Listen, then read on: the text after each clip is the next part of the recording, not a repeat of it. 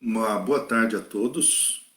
Nós estamos aqui mais um domingo, através da página dos cristãos presbiterianos da Covilhã, e saudamos a todos os nossos irmãos, amigos, visitantes que dominicalmente têm estado conosco a assistir às mensagens, as mensagens que são baseadas na palavra de Deus, na Bíblia.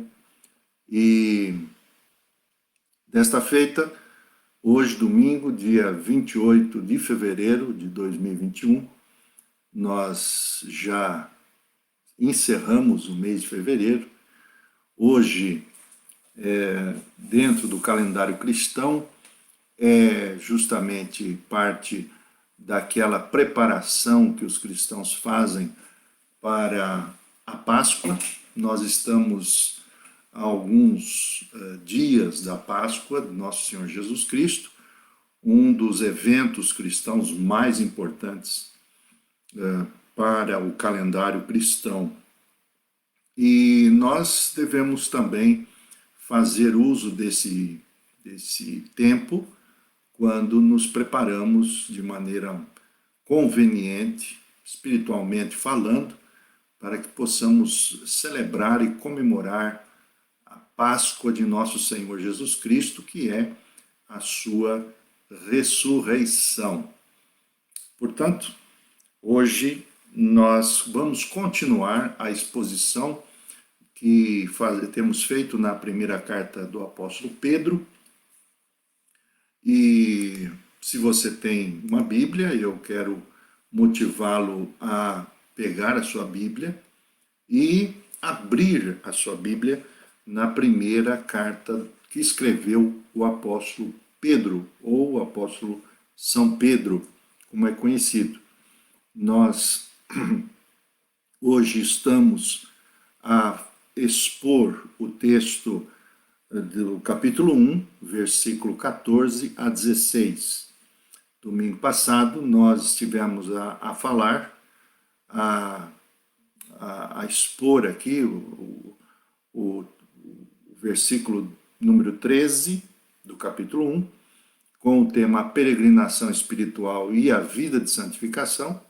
E hoje nós vamos trabalhar o tema, a chamada a santificação baseada na natureza de Deus. Então, nós vamos desenvolver esse tema e, então, iniciamos dizendo que a graça de nosso Senhor Jesus Cristo, o amor de Deus, o nosso querido Pai, e a consolação do Espírito Santo seja com todos nós.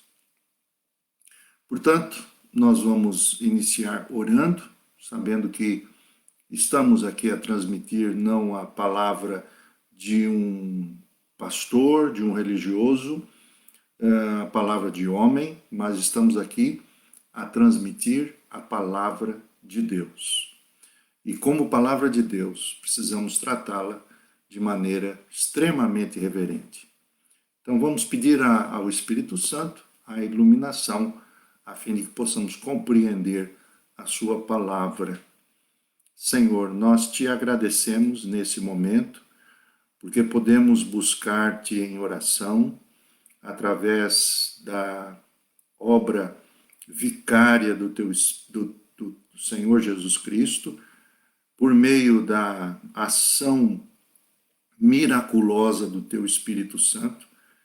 E nós te pedimos, Senhor, agora, primeiramente, que o Senhor perdoe os nossos pecados, que o Senhor limpe o nosso coração de todas as mazelas da nossa malignidade.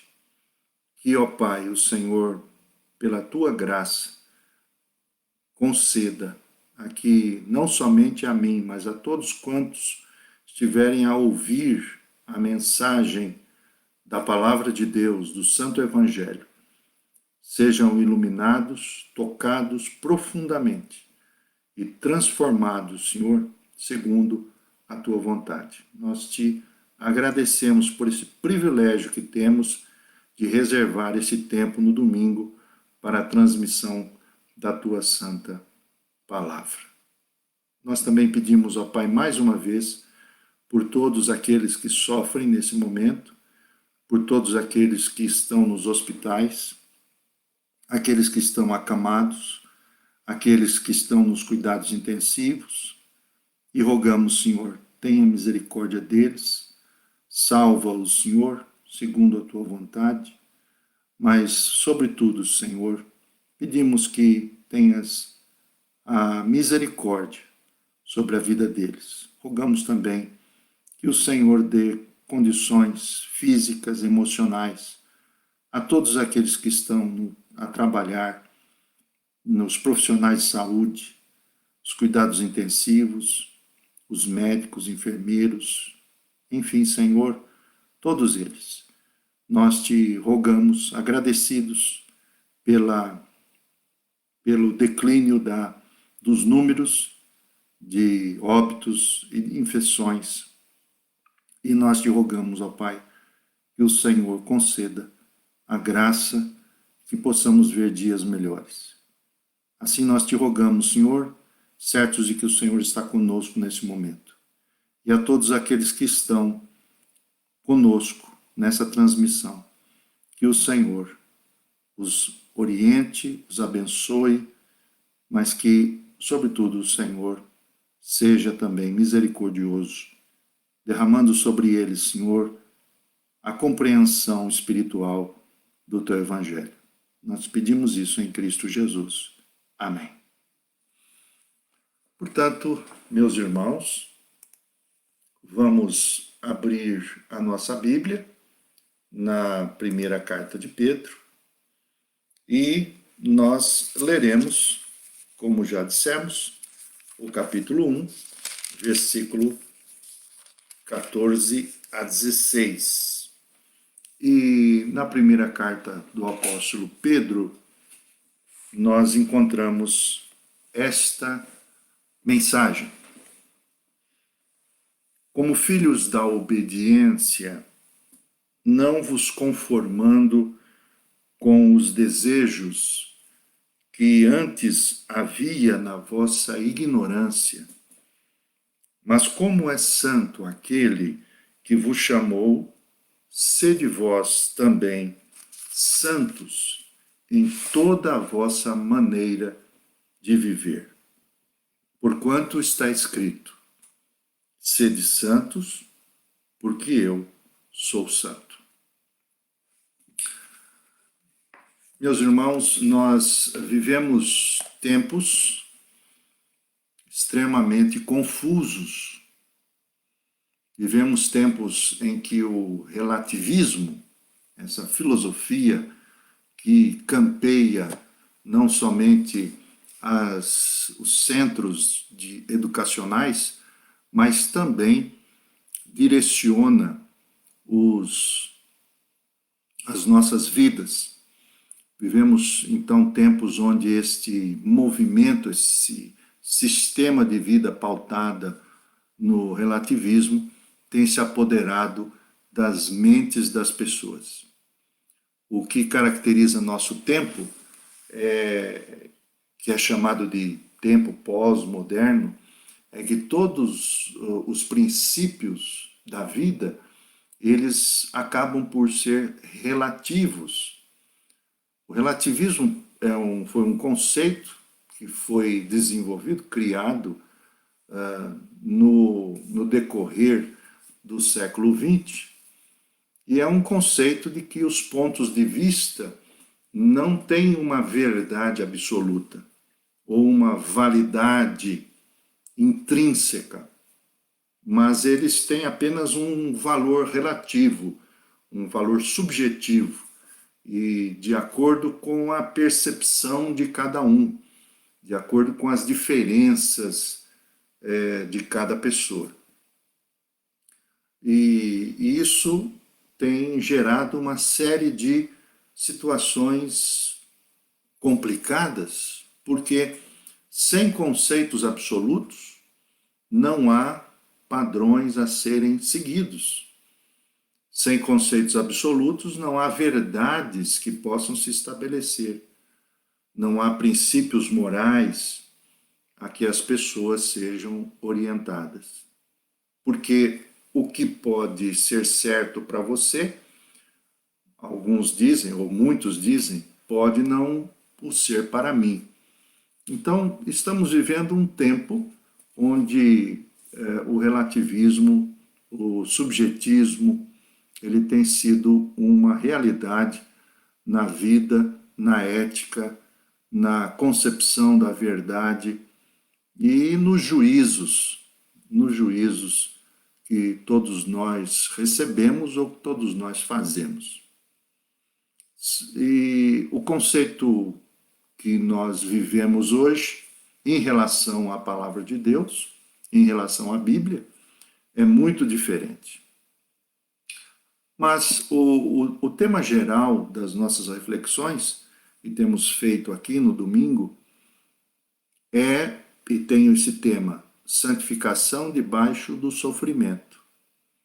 Que nós queremos então lembrar que os cristãos que receberam essa carta de carta de Pedro, essa primeira carta de Pedro, do apóstolo Pedro, eles estavam a ser desafiados a serem homens e mulheres cristãos que, ademais de toda a luta debaixo do sofrimento, estavam a ser desafiados a serem fiéis a Deus, apesar de tudo. Apesar dos sofrimentos vividos, apesar das perdas, apesar de serem presos e muitos serem mortos. Então, além disso, por exemplo, as doenças daquela época ceifavam vidas muito rapidamente.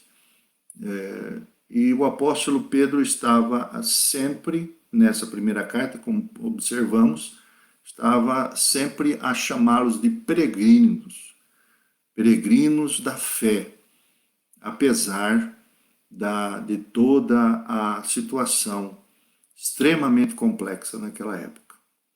Nós dizemos então, olhando para a primeira carta do apóstolo Pedro, que é possível vivermos a nossa vida, uma vida devotada a Deus, uma vida devotada a Cristo, apesar de toda a luta que temos e de todas as perdas que nós já passamos.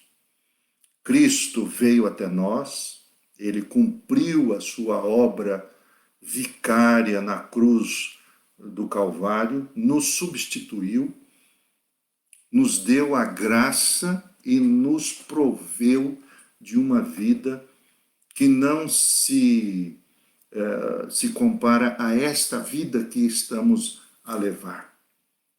Ele sofreu por nós em nosso lugar, mas abriu-nos as janelas da esperança eterna, a todo aquele que se achega a ele com fé.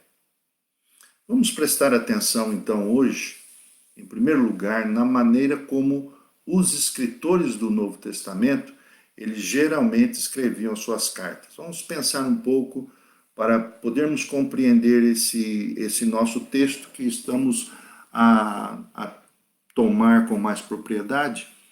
Vamos pensar um pouco e vamos perceber algumas estruturas gramaticais importantes nesse texto e nos outros textos que nós temos, por exemplo, nas cartas do apóstolo Paulo, nas cartas do apóstolo João.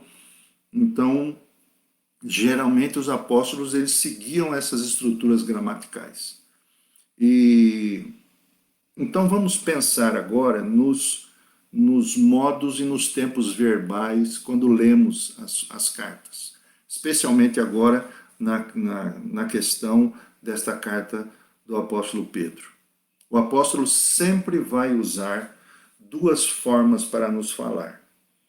Ele vai usar o modo indicativo, quando lemos os verbos, o modo indicativo dos verbos e o modo imperativo. Aqui, especialmente nesses versículos, no versículo 14 a 16, nós iremos encontrar esses modos Percebam que o apóstolo diz aos leitores, aos seus leitores, como filhos da obediência. Então ele diz, coloca uma estrutura voltada para um modo indicativo, são filhos da obediência, são filhos obedientes. E então, em segundo lugar, ele coloca um imperativo: não se conformem com determinada situação. Quer dizer, enquanto ele coloca, vamos dizer assim, descreve uma situação, num segundo momento, ele sempre está a chamar a atenção daqueles que são seus leitores. Isso vai acontecer por toda a extensão da carta de 1 Pedro. Nós falamos então, que a Bíblia é a revelação de Deus. Nós encontramos nas Escrituras princípios, mandamentos, máximas da vida para toda a humanidade. Isso significa que, embora a sociedade esteja a ser dirigida por conceitos extremamente relativistas, a Bíblia sempre revela o Deus absoluto. E por ele, e por este Deus absoluto que nós cremos e que a Bíblia diz, é por ele que temos princípios absolutos que jamais vão se alterar. Por quê? Porque Deus, ele se revela como Deus imutável. Então nós vamos descobrir aqui, nesse trecho que nós lemos, que os leitores, a mim, eu e você, nós somos desafiados a vivermos baseados em princípios absolutos.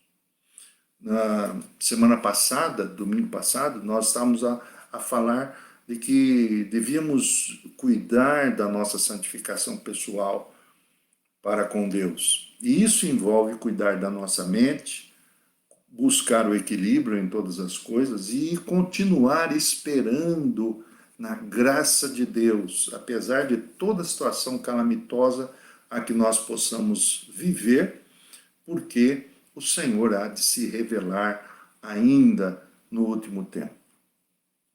Hoje, então, nós vamos ver como Pedro desafia aqueles cristãos e a nós também, em cuidarmos mais uma vez da nossa santificação, e nós vamos descobrir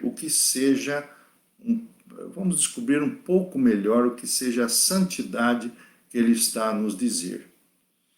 Quando vamos observar os mandamentos de Deus na Bíblia, nunca vamos encontrar Deus exigindo uma obediência cega. Nunca iremos ver Deus como um tirano, mas vamos sempre encontrar, dentro da própria Bíblia, um pai amoroso que deseja que seus filhos sejam parecidos com ele.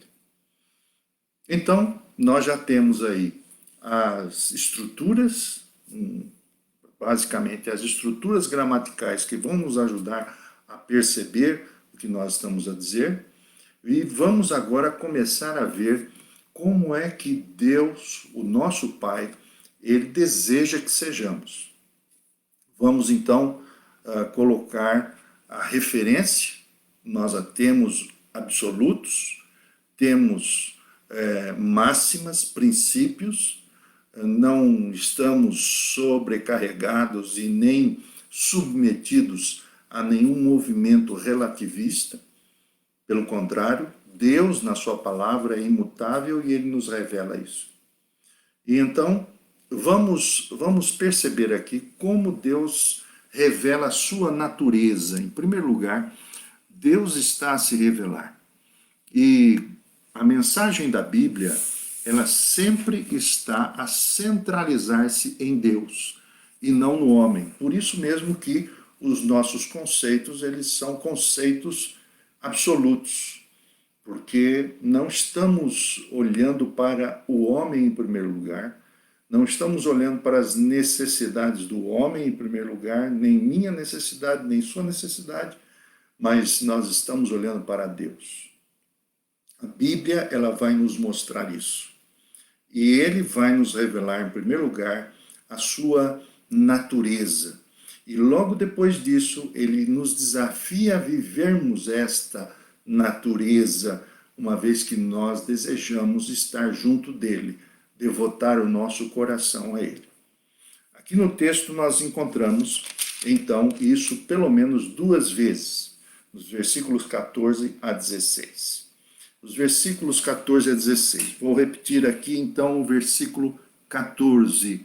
Preste atenção, você tem a sua Bíblia, você está com ela aberta, então a Bíblia nos diz assim, versículo 14, 1 Pedro 1.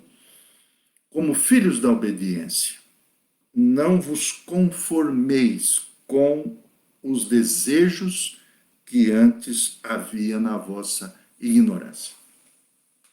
A primeira expressão aqui que nos aparece é filhos da obediência. Na verdade, é uma figura de linguagem para nos também informar que somos filhos de Deus. Portanto, se somos filhos de Deus, aprendemos a respeito da natureza de Deus e também da nossa natureza.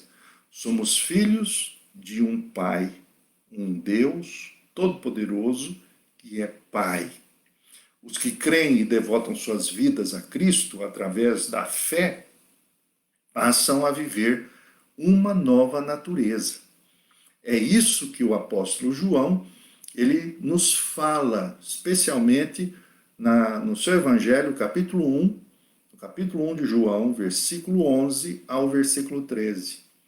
Versículo 11 ao versículo 13 nos diz assim, preste atenção, se você não achou, ali, corra seus olhos a João, capítulo 1, versículo 11 a 13, senão, ouça com atenção. Ele nos diz assim, ele veio para o que era seu, mas os seus não o receberam. Mas a todos quantos o receberam, deu-lhes o direito de se tornarem filhos de Deus, ou seja, aos que creem no seu nome, os quais não nasceram do sangue, nem da vontade da carne, nem da vontade do homem, mas da vontade de Deus. Esse é um texto já muito conhecido, mas é muito claro para que nós possamos aprender a respeito da nossa filiação com Deus. Então a Bíblia ela nos diz que nós podemos ser transformados e recebermos o direito de sermos filhos de Deus. De facto, não apenas de palavras, de discurso, mas de facto. O apóstolo nos diz como filhos da obediência. Versículo 14. Como filhos obedientes. Nós não somos mais considerados filhos da desobediência, diferentemente, por exemplo, do que Paulo nos diz em Efésios capítulo 5, versículo 6. Ele chama a atenção dos efésios a dizer assim, ninguém vos engane com palavras vãs, porque por estas coisas vem a ira de Deus sobre os filhos da desobediência. Aos filhos da desobediência, meus irmãos, vem a ira, é verdade, a ira justa de Deus. Mas por causa de Cristo, nós somos chamados de filhos da obediência. Não somos apenas criaturas, essa é a grande diferença. Não somos apenas seres que foram criados por Deus, pelo Criador, ou seres que apareceram neste universo. Isso mostra-nos duas palavras importantes aqui, quando falamos de filiação, filhos da obediência. Primeiro, nos lembramos a respeito de relacionamento. E segundo, nos lembramos aqui da palavra direito. Essas duas palavras, elas devem ser compreendidas nesta frase ou nesse termo, filhos de Deus.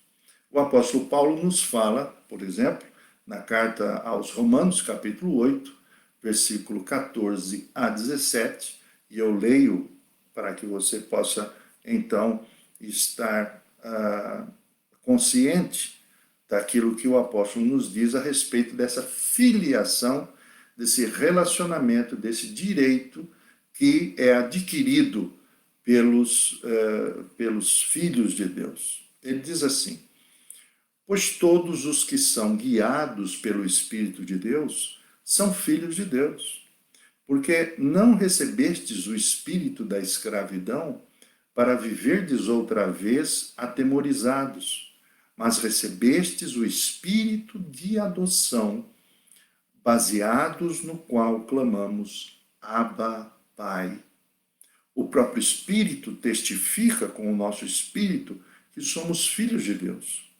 Ora, se somos filhos, somos também herdeiros, herdeiros de Deus e co-herdeiros com Cristo.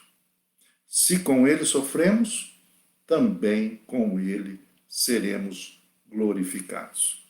Portanto, quando nos pomos a viver para Jesus, quando dedicamos a nossa vida e devotamos a nossa vida a Cristo, somos mudados em nossa natureza. Porque o Espírito Santo pode agora habitar dentro de nós. Somos conscientemente chamados e reconhecidos por filhos de Deus. Deus, em seu amor por nós, entregou o seu Filho para que nós pudéssemos receber uma nova natureza. E então, dado o indicativo, agora olhemos para o imperativo. O versículo 14 diz assim: como filhos da obediência, não permitais que o mundo vos amolde às paixões que tinhais outrora, quando vivieis na ignorância. O termo aqui usado pelo apóstolo Pedro é: não vos conformeis ou não vos amoldeis. Isso significa ter que tomar a forma. Ele fala aqui também que, devido a essa natureza divina agora adquirida, recebida por direito da obra de Cristo, mas pela fé em Deus, nosso Pai agora, ele quer que nós vivamos como ele é, como Deus que é, mas como um ser que não se amolda, que não tem o mesmo esquema, que não está configurado. Nosso Pai não se configura, não adota o mesmo esquema de vida pautado em desejos e paixões humanas. Assim, nós somos desafiados a fazer o mesmo, a não nos configurarmos. E essa palavra configuração, ela é muito atual, né?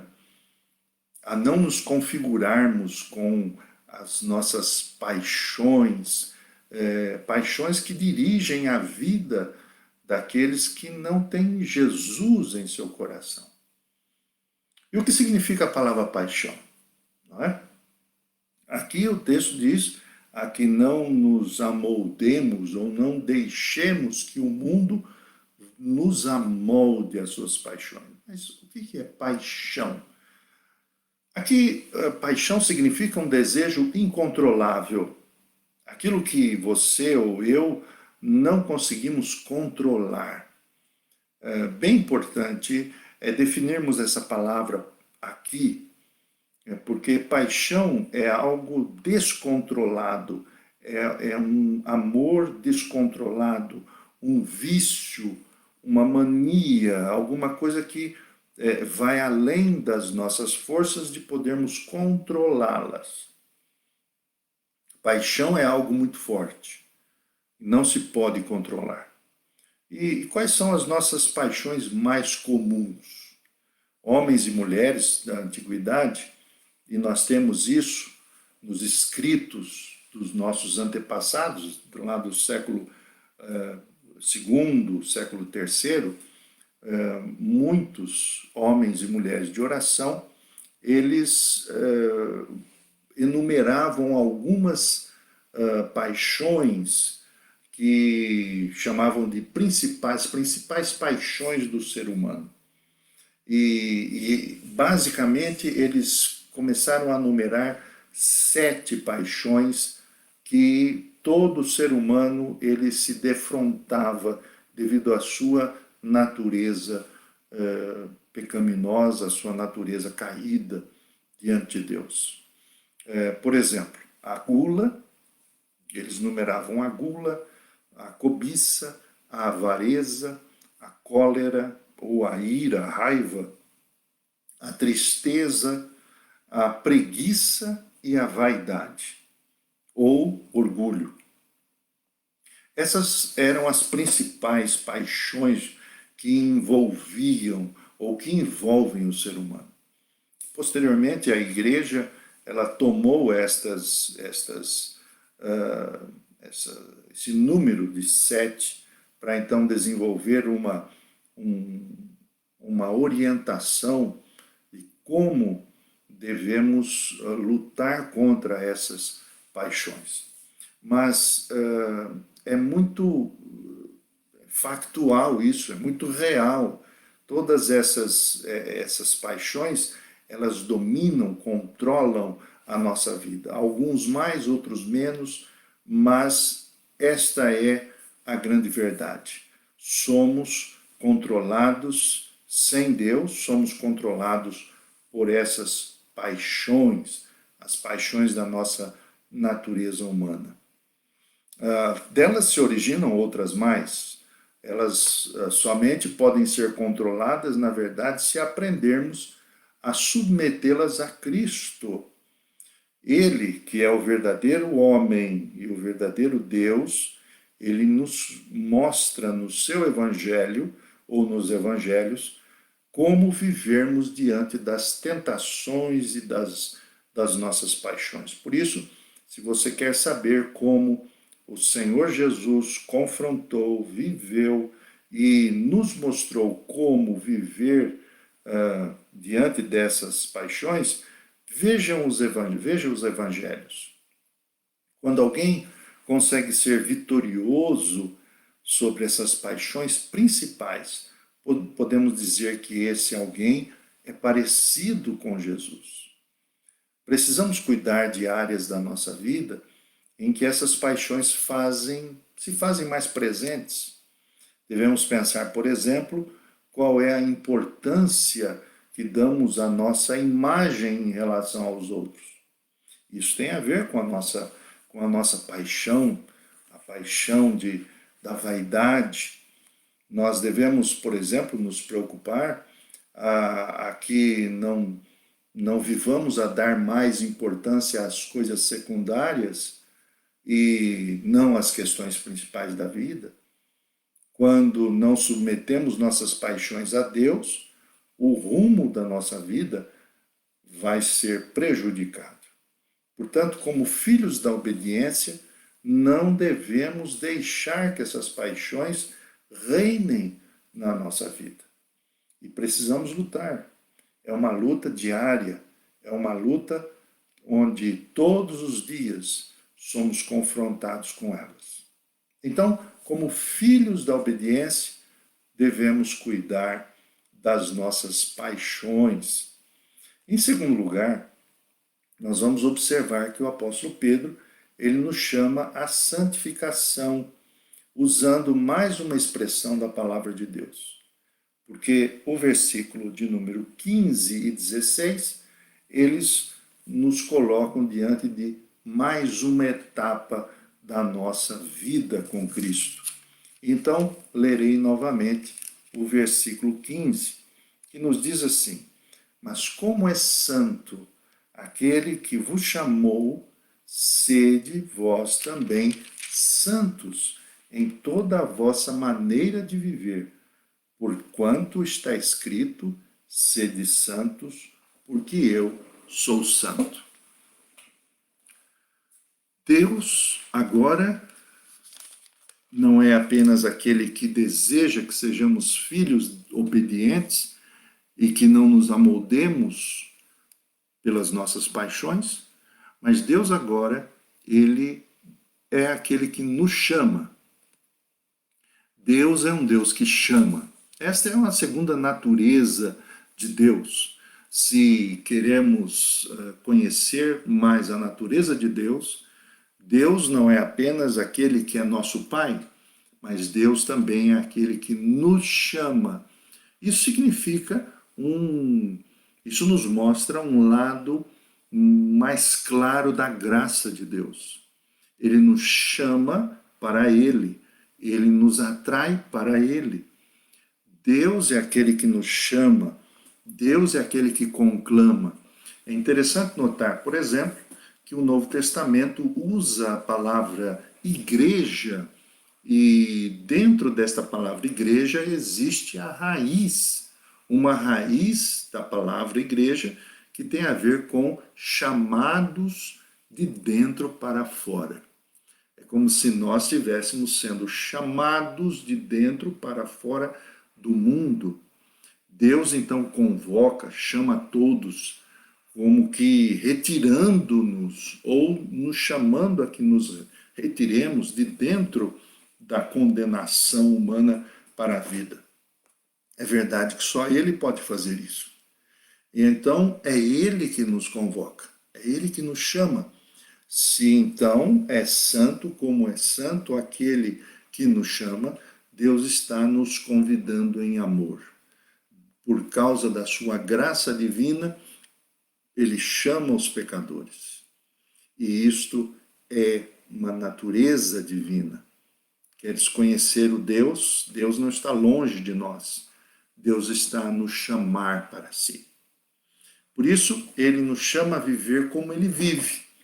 Se como Deus é santo e como é santo aquele que nos chama, devemos então olharmos para Ele como referência e vivermos essa santidade, essa santificação em toda a nossa maneira de viver. Ele não é apenas Pai, e nós somos filhos. Deus agora é santo e chama-nos a sermos como Ele é. A santidade, em primeiro lugar, irmãos, manifesta uma separação radical de tudo que pode ser contaminado.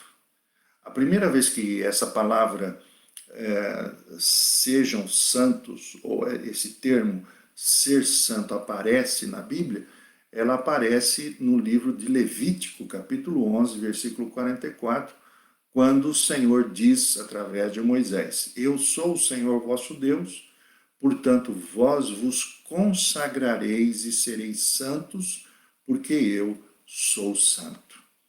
O Senhor estava a chamar Israel, o povo de Israel, a serem um povo consagrado, dedicado, santificado para Deus.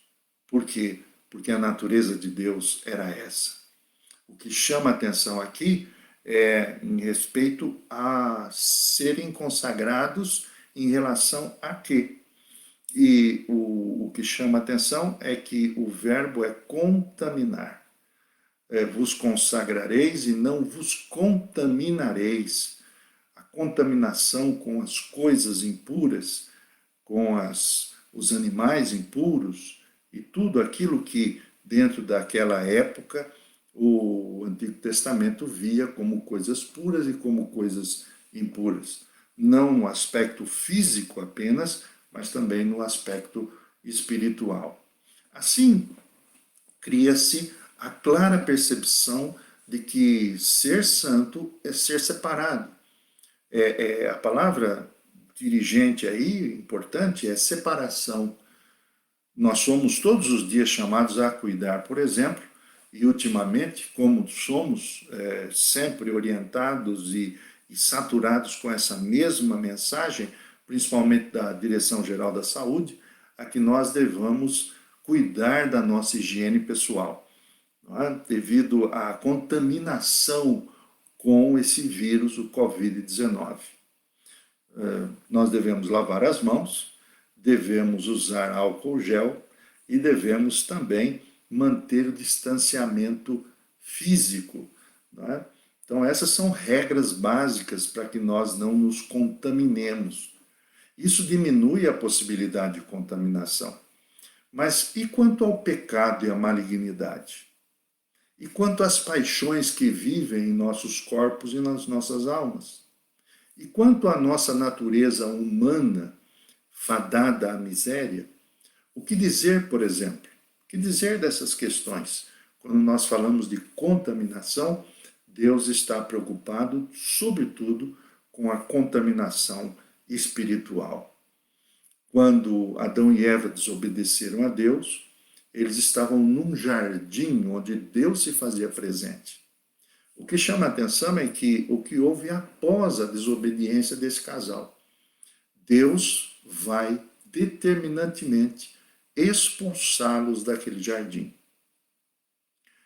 Isso significa o quê? Que não é Deus que deixa o jardim e eles neste jardim, mas sim o homem e a mulher são expulsos. Eles são colocados para fora daquele ambiente onde Deus estava. Aquele ambiente era um ambiente espiritual e agora, contaminados pela malignidade dos seus corações, eles não podiam mais viver em comunhão com Deus. Esse é o ambiente da desobediência. A consequência foi o quê? A contaminação. Foram contaminados pelo pecado. Por isso aqui, meus irmãos, nós entendemos que a santidade divina, ela se manifesta através dessa separação e, sobretudo, também através do exercício da justiça de Deus. Quando se fala de Deus ou se pensa em Deus nesses últimos dias, pouco se faz esse esclarecimento. Deus é santo e Deus é justo. Deus não se contamina com aquilo que vive dentro de nós, porque ele não pode negar-se a si mesmo. A natureza de Deus é viver um ambiente sem contaminação. Aqui, portanto, nós somos chamados a uma radicalidade. Uma união com Deus quer dizer separação da malignidade. Não é possível, por exemplo, que vivamos a nossa vida sem nos proteger. Com certeza, nesse tempo, iremos ser contaminados se nós não tomarmos atitudes radicais. Se formos fiéis naquilo que a Direção-Geral da Saúde faz.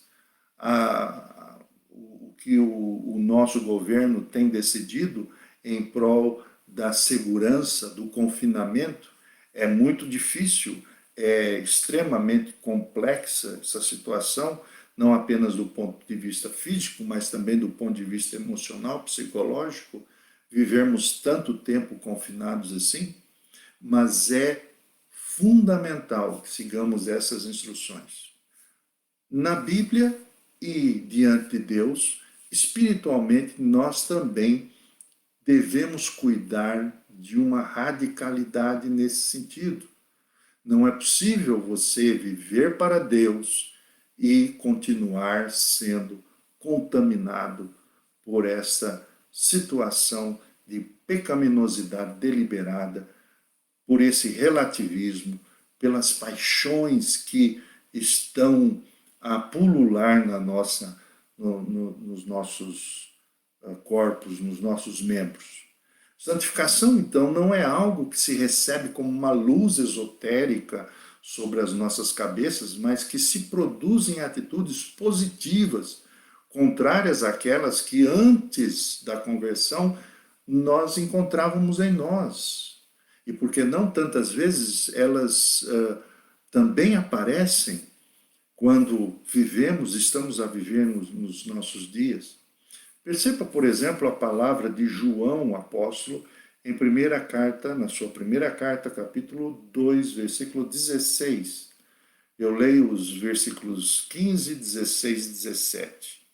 Presta atenção. Ele diz assim: não ameis o mundo, nem o que nele existe. Se alguém ama o mundo, o amor do Pai não está nele.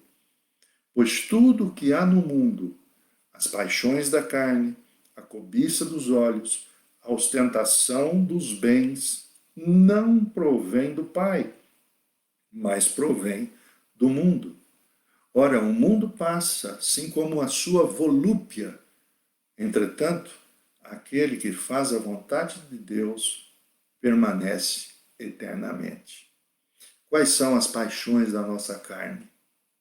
Poderíamos aqui parar para refletir e pensar qual é a cobiça dos nossos olhos, quais são os desejos dos nossos olhos. Esses desejos eles são alimentados, por exemplo, pelo consumismo dos nossos dias, a soberba da vida, a arrogância, o orgulho, a vaidade, tudo pode ser muito bem alimentada por esse sistema de vida que aí está. Então Pedro diz: tornai-vos santos em toda a vossa maneira de viver. Não apenas no que se refere às paixões, mas em todo o nosso procedimento, o nosso comportamento. Como andam, por exemplo, os nossos pensamentos? O apóstolo Paulo dizia: tudo que fosse de louvor, de honra, de questões justas, fosse isso que ocupasse o pensamento de cada um. Como é que nós estamos executando a nossa profissão? E Efésios capítulo 6, nas palavras do apóstolo Paulo, ele chamava os efésios a pensarem em servirem as pessoas, aos seus senhores, aos seus empregadores, não apenas quando eles estivessem os assistindo, os vendo. Como é que vai o nosso relacionamento conjugal? E os nossos negócios? E a nossa ética? Portanto, hoje nós ficamos sabendo que quanto mais perto de Deus nós somos levados a nos manter afastados radicalmente dessas paixões e daquelas práticas que contaminam a nossa consagração. E práticas que nós aprendemos a ter desde o nosso nascimento natural. Mas o Senhor nos chama a este novo nascimento, a uma nova vida, uma transformação interior que irá ser afetada cada dia para que nós sejamos mais parecidos com o Filho de Deus, o nosso Senhor Jesus. Portanto, nessa tarde, nós somos desafiados, assim como os leitores do apóstolo Pedro. Nós somos desafiados a sermos mais consagrados, a sermos mais santificados. Se é santo aquele que chama você ou a mim, sejamos santos, então, em tudo que nós pensarmos, em tudo que fizermos ou em tudo que falarmos. E aí você pergunta para mim, como é difícil isso? Não é fácil? É muito difícil? Sim, é muito difícil. É difícil quando nós estamos usando as nossas próprias forças. É difícil quando nós abandonamos a oração, a leitura da Bíblia. Isso é muito difícil. Mas quando começamos a nos interiorizar através da oração incessante, a oração do publicano, você sabe qual é a oração do publicano? É aquela parábola do fariseu e do publicano. O publicano fazia uma oração muito simples, que dizia assim: Senhor, tenha misericórdia de mim, eu sou um pecador. Essa é a oração incessante que precisa estar em nossa mente, em nosso coração, a todo momento. Seja durante o dia, seja durante a noite, seja quando vamos nos deitar, seja enquanto estamos a velar com o nosso coração. A oração incessante do publicano é a oração que mais agrada a Deus. A meditação das Escrituras, esses são os primeiros passos, essa é a primeira etapa, para que a nossa alma seja alimentada, a nossa alma e o nosso coração, todos os dias, todos os momentos. Então, o que você deve fazer? Retire um tempo para isso, todos os dias. Dedique um tempo, mesmo que seja pequeno, mas dedique esse tempo para ouvir a Deus. Não há segredos. não há misticismo. Esse é o primeiro passo para uma vida consagrada. Muito bem, ficamos por aqui hoje. Deus abençoe você. Esperamos reencontrar novamente domingo que vem. E eu gostaria de dizer, se você tem sido beneficiado com essas mensagens, então procure a compartilhar essas mensagens que você tem no Facebook, ou mesmo entre no YouTube, na página Cristãos Presbiterianos da Covilhã, e lá você se inscreva para nós, para que nós possamos também usar aquela plataforma, o YouTube, com mais facilidade. Que Deus abençoe sua vida, que Deus lhe oriente. A verdade é que nós aprendemos um bocadinho mais hoje a respeito da santificação. Domingo tem mais, domingo que vem tem mais. Abra o seu coração, dedique-se, santifique-se, porque nossos dias não são dias fáceis. Coloque o seu coração nas mãos do Senhor e, sobretudo, confie nele, dedique-se a ele, consagre sua vida a ele, mas esteja alerta contra as paixões que fazem guerra contra a nossa alma. Que Deus te abençoe. Um grande abraço e até domingo, se Deus quiser.